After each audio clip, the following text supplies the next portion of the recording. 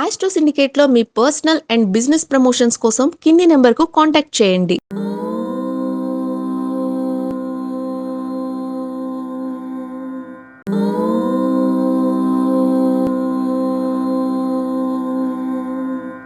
ఓం శ్రీ గురుభ్యో నమః. హరి ఓం. ధనదాయ నమస్తుభ్యం నిధి పద్మాధిపాయ చ ధనధాన్య సమృద్ధిం మే కురునాథ మహేశ్వర. అందరికీ నమస్కారం. వారం వారం షేర్ మార్కెట్ సమాచారం మీకోసం అద్భుతమైనటువంటి ఒక మంచి విశ్లేషణతో ముందుకు వచ్చేటువంటి ప్రయత్నం చేస్తూ ఉంటాను. దాదాపుగా నేను నా ఫలితాలు కనుక తేడా వస్తే తప్పకుండా దాన్ని నేను పొరపాటుగా ఒప్పుకునే ప్రయత్నం చేస్తాను. ఈసారి కూడా కొంత క్షమాపణ అడుగుతూనే నేను గత వారంలో విశ్లేషణలో కుజశుక్రుల యొక్క ప్రభావంతో బాగుంటుంది అన్నటువంటి భావంతోనే వెళ్ళాను. అయితే నిఫ్టీ వరకు నేను 90% సక్సెస్ ఉన్నాను. 95% దాదాపు సక్సెస్లో ఉన్నాను. బికాస్ 26,550 నుంచి 26,100 వరకు రీచ్ అవ్వడానికి అవకాశం ఉంది, సస్టైనబుల్గా ఉంటుందని స్పష్టంగా చెప్పాను నేను. సో 26,046 వరకు అంటే ఆల్మోస్ట్ నేను 90-95 రీచ్ అయ్యానట్టు విషయం వాస్తవం.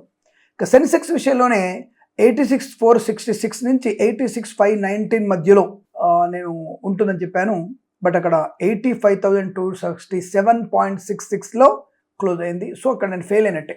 సో ఇక్కడ దానికి నేను కొంత క్షమాపణలు అడిగే ప్రయత్నం చేస్తూ బట్ చాలా మటుకు నేను చెప్పినటువంటి ఇండిపెండెంట్ షేర్స్ అంటే బ్యాంకింగ్లు కానివన్నీ కూడా నాకు తెలిసి నేను బ్యాంకింగ్ షేర్లలో ఒక 2-3 మాత్రమే నేను నెగిటివ్గా చెప్పాను, అంటే లాభం అని చెప్పాను. అది ప్రాఫిట్లో నష్టం వచ్చింది. SBI, Yes Bank and Canara బ్యాంకులకి 3 బ్యాంకులు కొంత నష్టాలు వచ్చాయి. మిగతా బ్యాంకులు నేను చెప్పినట్టు యాజ్ ఇట్ ఈస్గా దూసుకెళ్ళిపోయాయి, మంచి లాభాలు పొందుకునే హై లెవెల్ ట్రేడింగ్ చేసాయి, మంచి లాభాలు ఉన్నాయి. టాటా స్టీళ్లలో కూడా మరి గత వారంలో మనం చెప్పినట్టుగా కొంతవరకు రీచ్ అయినట్టు తెలుస్తుంది నాకు. మనం పర్ఫెక్ట్గా అవన్నీ రీచ్ అయినా మనం. అలాగే ఆటోమొబైల్ దాంట్లో కూడా తప్పకుండా నేను చెప్పినట్టుగానే పర్ఫెక్ట్గా మాకు ఇన్ఫర్మేషన్ వచ్చింది, సక్సెస్ఫుల్గా ఉన్నాం. సన్ ఫార్మా ఒకటి మాత్రం ఒక డౌన్ ఫాల్ కనపడుతుంది. సో అక్కడ కూడా మనం ఇండిపెండెంట్గా ఉన్నటువంటి షేర్స్లో కూడా మనం దాదాపుగా 70-80% సక్సెస్ఫుల్గా ఉన్నాను. అంటే ఓవరాల్గా నిఫ్టీ చూసుకున్నా, సెన్సెక్స్ చూసుకున్నా, ఇండిపెండెంట్గా ఒక్కొక్క సంస్థ మీద చూసుకున్నా నేను ఆల్మోస్ట్గా 70-8% ప్రాఫిట్లో ఉన్న విషయాలు చెప్పాను నేను. ఆ విషయాన్ని గమనించుకోండి. ఏదేమైనా ప్రస్తుతానికి మరి 15 డిసెంబర్ నుంచి 19 డిసెంబర్ మధ్యలో ఉన్నటువంటి షేర్ మార్కెట్ యొక్క సమాచారం మీకు చెప్పే ప్రయత్నం చేస్తున్నాను నేను. సో ఈ యొక్క వారంలో దాదాపుగా ఈ వారంలో మీకు నిఫ్టీ సపోర్ట్ లెవెల్ వచ్చేసి 25,491గా ఉండే అవకాశం ఉంటుంది. 25,491. అదేంటి సార్ పోయినసారి బాగా ప్రాఫిట్ చూపించారు కదా అంటే, ఈసారి కూడా రెసిస్టెన్స్ లెవెల్ వచ్చేసి 26,830. అంటే 25,491కి తగ్గకపోవచ్చు, ఇది గ్యారంటీ. రెసిస్టేషన్ వచ్చేసి మనకి 26,830 తప్పకుండా అక్కడ దాకా రీచ్ అవుతుంది గ్యారంటీగా. సో యావరేజ్గా చూసుకున్నప్పుడు 26,411. ఇది నేను ఇచ్చేటువంటి సమీకరణాలు అన్న విషయాన్ని గమనించుకోండి. సెన్సెక్స్ విషయంలో కూడా ఎలా ఉండబోతుంది డిసెంబర్ 15 నుంచి 19 వరకు అని తెలుసుకుంటే 84,746 డౌన్ ట్రేడ్ అయ్యే అవకాశం ఉంది. ఎప్పుడు 15th డిసెంబర్ రోజున 84,746 డౌన్ ట్రేడ్ అయ్యే అవకాశం ఉంది, అయ్యేట్టు కనపడుతోంది. 16, 17, 18 తేదీలలో 85,163 నుంచి 85,750 వరకు రీచ్ అవ్వడానికి అవకాశం బలంగా కనపడుతోంది. అలాగే 19వ తేదీ మనకి 85,860 నుంచి 86,090 మధ్యలో రీచ్ అవ్వడానికి అవకాశం, అంటే సస్టైనబుల్గా ఉండడానికి అవకాశాలు బలంగా ఉన్నాయి. సో ఓవరాల్గా చూసుకున్నప్పుడు మినిమంలో మినిమం 84,546 నుంచి మ్యాక్సిమం 86,090 అంటే 86,090 మధ్యలో మీకు ట్రేడ్ అయ్యే అవకాశాలు బలం కనబడుతున్నాయి. తప్పకుండా మీకు ఈ వారంలో కూడా ప్రారంభం అంటే సోమవారం కొంత, బుధవారం కొంత డిస్టర్బెన్స్గా ఉండవచ్చును. మిగతా వారాల్లో మీకు లాభాలు పొందుకునే అవకాశాలు ఖచ్చితంగా ఉన్నాయి అన్న విషయాన్ని గమనించండి. ఈసారి ఎస్బీఐ షేర్ యావరేజ్గా ఉంటుంది. అలాగే ఎస్ బ్యాంక్ తన యొక్క పతనాన్ని అలాగే కొనసాగించే అవకాశాలు కనబడుతున్నాయి. ఐసిఐసి తప్పకుండా మీకు లాభాల ముందుకు వెళ్ళే అవకాశం ఉంది. యాక్సిస్ బ్యాంక్ ఈసారి నష్టాలు చవిచూసే అవకాశాలు కనబడుతున్నాయి. కెనరా బ్యాంక్ యాస్టిస్గా తన యొక్క పతనాన్ని కొనసాగిస్తోంది.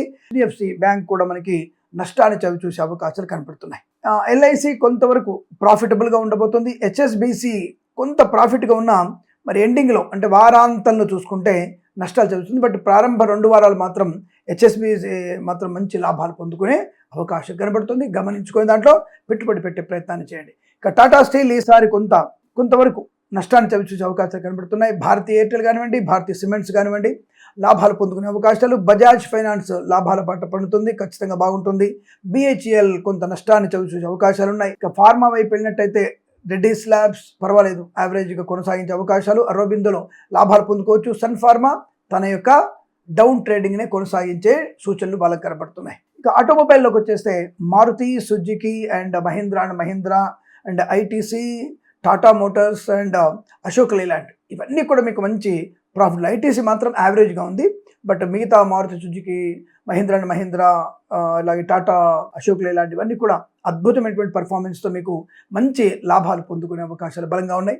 తప్పకుండా వీటి షేర్స్ మీరు కొనుగోలు చేయవచ్చును, తప్పకుండా పెట్టుబడి పెట్టవచ్చు, లాభాలు పొందుకునే అవకాశాలు ఉన్నాయి. అలాగే వృషభ రాశికి, వృశ్చిక రాశికి మాత్రమే యావరేజ్ ఫలితాలు ఉన్నాయి. మిగతా వాళ్ళందరికీ కూడా టాప్ లెవెల్ ఎకనామికల్ గ్రోత్ కనబడుతోంది. మేబీ నా అంచనా ప్రకారంగా ఉన్నట్టయితే ఇక్కడ ఖచ్చితంగా మేషము, సింహము, ధనుసు రాశుల వారు మేబీ వీళ్ళు టార్గెట్ మరి కోట్ల మీదనే పొందుకునే అవకాశం కనబడుతుంది. హై లెవెల్ ఎకనామిక్ గ్రోత్ పొందుకునే అవకాశాలు కనబడుతున్నాయి. Be happy and be alert. సక్సెస్ఫుల్గా మీకు షేర్ మార్కెట్లో అభివృద్ధి పొందాలని, మన భారతదేశ ఆర్థిక వ్యవస్థ ఉన్నత శిఖరాలు చేరుకోవాలని కోరుకుంటూ సర్వేజన సుఖినో భవంతు. ప్రేమతో మీ కిరణ్ శర్మ.